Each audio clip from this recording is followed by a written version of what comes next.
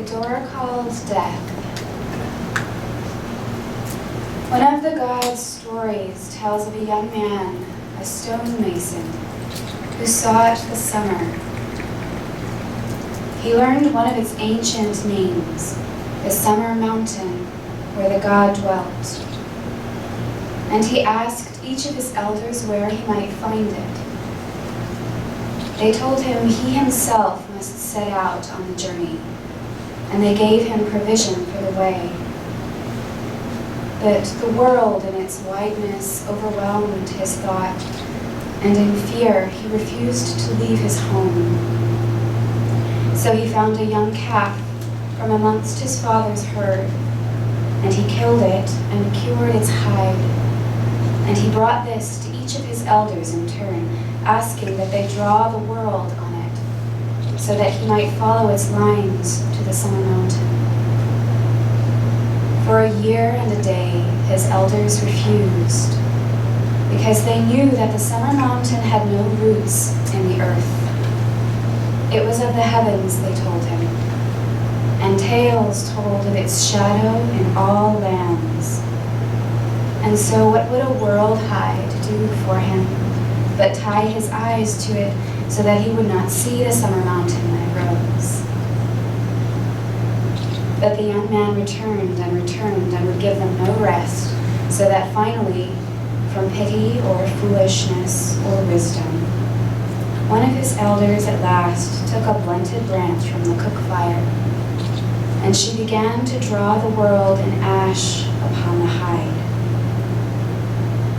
When the picture was finished, the young man, in great exhilaration, caught up his world hide and set out, bringing no provisions with him, for in his hesitation they had long since spoiled. He followed the lines of the world hide day and night in all weathers. When the first rains threatened to blur the ashen markings, he labored to craft a house of stone for it, that he might carry it on his back. He could not walk far or long when he bore it in this way, for it was of great weight, and he did not know how to shape any lighter materials. But he feared the rain, so he counted the cost a worthwhile one, and soon carried the world hide in its stone casket even on fair days. As do all who travel in the world, the young man met with friend and with foe, with trouble, storm, and calm, knew joy and suffered much. Yet in all things he felt the reassuring weight of his world high on his back, and he grew to love it with a surpassing passion, and would protect it by any means within his power. At last, he woke one morning, knowing he was within a day's walk of the summer mountain, for his world high told the distance, and he knew it now, even without looking, so often had he pored over its lines. He ate nothing that day, for his excitement was too great, and his steps carried him nearer and nearer his goal. When evening fell, his heart fell with it, low and fearful and heavy, for he had come into a wide plain, and the sun was nearing the horizon, and he could see round him for leagues on leagues, and the earth did not so much as swell beneath his feet, nor within his sight. Yet his world high told him that he should have come upon the summer mountain already. His legs bent beneath him, and he sank to the earth. Night came, and the man did not move. He was a young man no longer, and he was hungry and weary and a long way from home. And he knew that he must now start his journey. Yet no elder could reach him here. The casket of stone lay beside him in the dust, impotent and mute.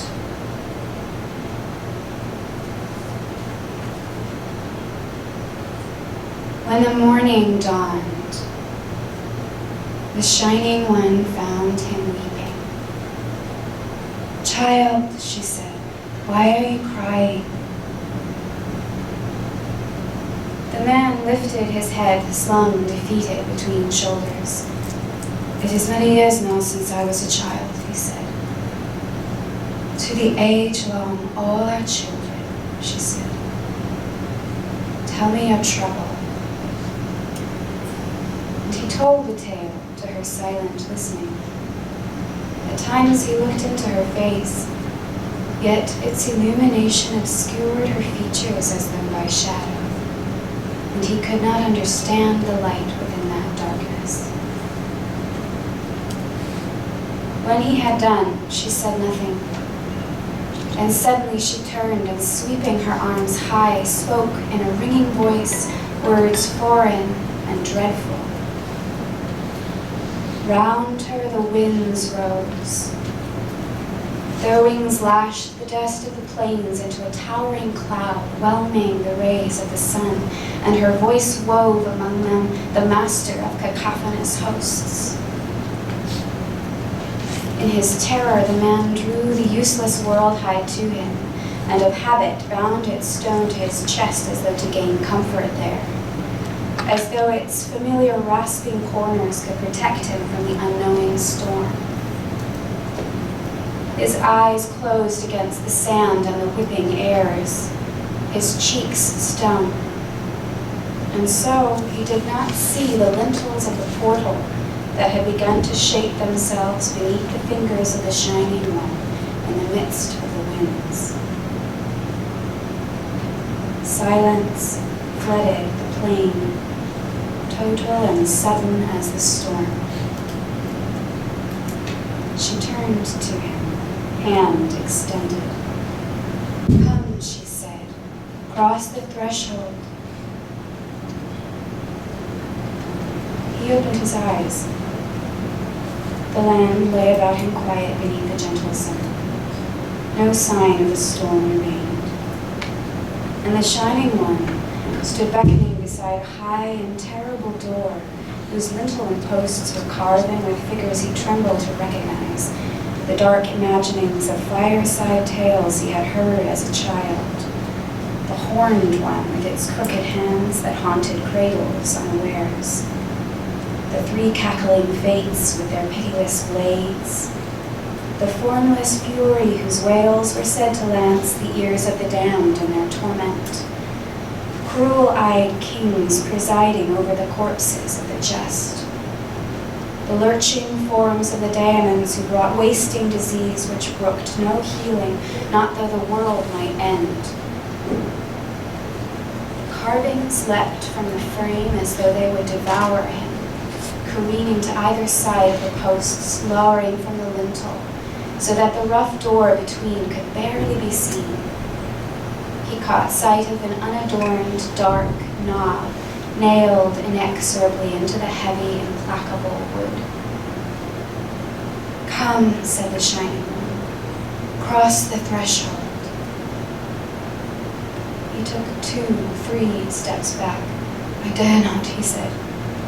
"You wish to find the summer mountain," she said. "You must cross the threshold." "I dare not," he said again. His arms clung unknowing to the stone casket with the world hide within, and it pulled at him with a known weight. "That you must leave here," she said, observing the stone lashed to his chest. "You must pass through empty." A long silence hung between them. The Shining One seemed as a filament, amber suspended, arrested in time. Her hand out to him in an eternal gesture of invitation. The sun stood motionless in the sky, and no birds sang. The wind had fled. And suddenly there rose in the man a recklessness very like joy. His hands found the binding straps, tore them from his shoulders, and let the casket fall. It broke a single profound crack from tip to base, exposing the world hide within. Its crumbled edges fluttered feebly in the open air. He drew it out, and the light of the sun touched the faint ashen markings with a strange tenderness. And he wept again, thinking of the remembered kindness in his elder's face as she bent over the high by the cook fire all those years ago. He left it beside the casket and took the shining one's hand, still able to see nothing in the bright shadow of her face. In the midst of his unbidden joy, his heart trembled. "Tell me," he said, and his voice was the voice of the child he had been. "Tell me that I will find what I seek. The path will unfold," she said. He set his hand upon the door, bent beneath the dark lintel, and passed through.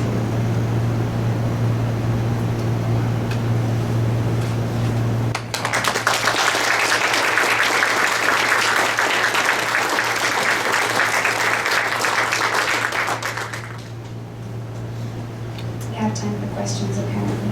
That's a question. There was some things in the element of the story, and obviously there's a lot of metaphor and stuff going on there. But there was a lot that put me in mind of a kind of untold story that you see touched on in Larry Niven's Ringworld. I don't know if you've ever read it. No, I've never read that. Okay, well, basically, there's a ring that surrounds the star at 93 million miles radius. Anyway, Naturally. it spins around like you do. Yeah, like one does. Yeah. And it spins around big gravity anyway. So the civilization that built it has fallen into complete disarray. And there's this one guy who appears in the story very, very briefly, who is traveling to the base of the arch. Because in the sky, he can see an arch. He doesn't know that it just keeps going on and on and on. Right. And the main character, the protagonist character in the story knows this. He's like, oh my gosh, this idiot, he's just gonna keep going around and around forever. And another character's like, yeah, but he's like doing awesome things the whole way. You know, like that's worth it. You know, it's about the journey, not the destination. Right. But just like the whole thing about the summer mountain and it being kind of detached from just brought that to mind. It's not what you were going for, I know, but yeah. But it is a cousin. Yeah. It is a cousin. Thank you.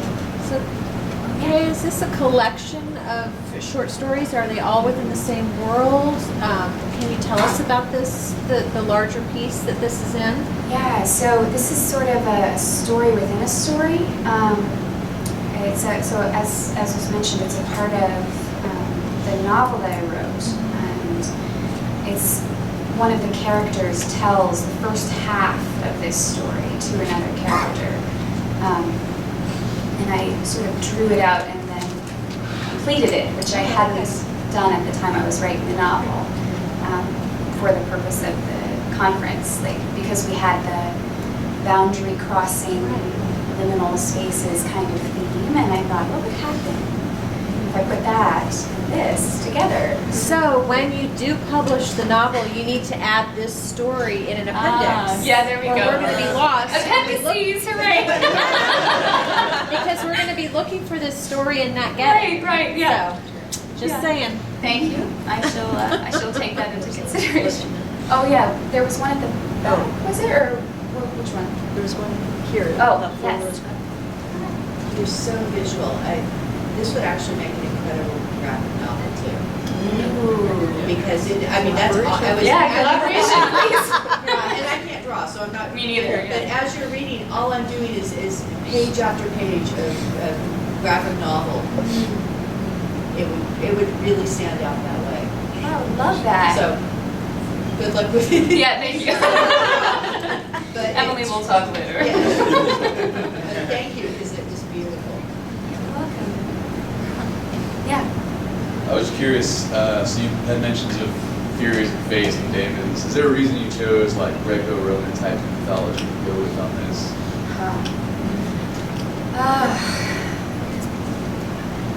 I think hero's journey stories tend to evoke that world for me. Like they tend to send me far back in time. And something about, so I've been, reading a bit of mythology lately, and it has just, the depth of it has this way of kind of sneaking into your dream world and your subconscious, so when you enter the space of creative writing, at least for me, those things that have been kind of bubbling beneath the surface are always very close to hand. So I wanted to weave that in a bit. Thank you. Yeah. Were you consciously drawing on either Greek, Greco-Roman myth, or even, because I caught that, but also it felt like almost biblical myth, and just the way it was, maybe the structure of the sentences or the visuals that I got. Were you consciously drawing from those types of anything at all, or? Well, so I was, born and bred on biblical myths. And I don't think that I can escape them ever, even if I wanted to. Which most days I don't want to, although there are days when I do. It shaped your mind. Yeah, exactly. It shaped my mind. It shaped who I am. So I think, when we create, we can't create without the things that created us. And so although it wasn't necessarily consciously done, I think it was there at my elbow all the time. Thank you. I'm not being particularly national person myself. I don't believe you. You would. I'm always very curious about creative process of others. So when you're sitting down in a story like this, what first? Do you start with the Oh, damn, that's a good question. You can repeat the question. Oh, yeah. Did everybody hear that? So he's curious about the creative process, wanting to know when you sit down to write, do you start with an image or the words or a feeling? And of course the cop-out answer is yes. But I think, so for this one, it was certainly a feeling. So I've been calling this in my own mind and to close friends a fairy tale of deconstruction. And I wrote it with the current aura of my own life journey right now, which, TMI is essentially taking apart and rebuilding and recreating the spiritual legacy I grew up with, leaving behind a lot of things and walking away from certainty. And so this one was driven particularly by that, by an atmosphere almost. But that's rare for me. It's much more common that I begin with an image. Often it will be like the image of a character, like a sense of this character's presence and their way of being in the world. And then the attempt to put words to that vision comes afterwards. Like linguistic is later than the picturing, the imaging. Yeah. which is why I resonated so much with the I call C.S. Lewis Uncle Jack in my And occasionally out loud. apparently occasionally out loud. Yeah, so we have Uncle Jack, we have Grandfather George, we have Mother Madeline, you know. So when he wrote about him starting to write the Narnia series, and he said that it didn't begin with like, how can I, talk about Jesus in a other world? Instead he was like, it was this image of the lamppost and of a fawn and of packages and like all of these sorts of, mental visions is where it begins. And that's usually the case for me. But yeah, this one was a bit out of the ordinary. Thank you. Yeah, Nick. Quick question about the question that he asks, shiny one, right up at the end. So I've found myself asking this question more often as time has gone on. Me too. I imagine that has a place, so I figured, Yes. this moment of, so you're gonna be there, right? Right. Yeah. Like, this isn't an all for nothing, Yeah. right? Yes. That's This is going to essentially- be worth it, right? Yeah. Yeah. It's all going to be well. And I was very tempted to answer that question in this story because I have a strong drive to, not for myself, but for people who read it, because I just long to say, yes, it's going to be all right. I promise it's going to be all right. Yeah. And I felt that the more courageous thing to do this time would be to not Yeah. answer that. There's I've noticed that there are some people who believe that people of faith have like this unwavering certitude that Yeah. they just know that, but to suggest that people of faith do not have, Yeah. at the very least, moments of doubt where they ask the questions, I feel like that's a foolish Yeah. thing to say. Yeah, so Kat Sass came across this magnificent Mother Madeline quote that we used for the Wrinkle in Time movie discussion. It was from an interview, and someone asked her, does your faith bring you comfort? Like, is it a comforting thing in your life? And she said, oh goodness, no. My faith is not a comfort, my faith is a challenge. I dare you to think that there's anything more than this. I dare you to think that this place is going somewhere good. And that's kind of where I live these days. I think we're out of time, yeah. So thank you so much, everyone.